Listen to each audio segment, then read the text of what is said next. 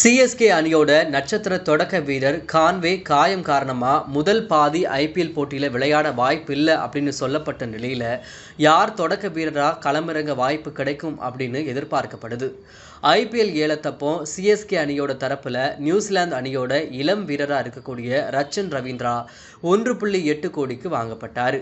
இடது கை பேட்ஸ்மேன் மற்றும் ஸ்பின்னரான ரச்சின் ரவீந்திரா உலகக்கோப்பை தொடரின் போதே இந்திய ரசிகர்களை நம்பிக்கை பெற்றார்.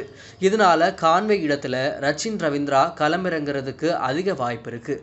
அது மட்டும் இல்லாமல் ரச்சின் ரவீந்திரா நல்ல ஃபார்மில் இருக்கிறதால முதல் போட்டியிலேயே ரச்சினுக்கு வாய்ப்பு கிடைக்கும் அப்படின்னும் எதிர்பார்க்கப்படுது.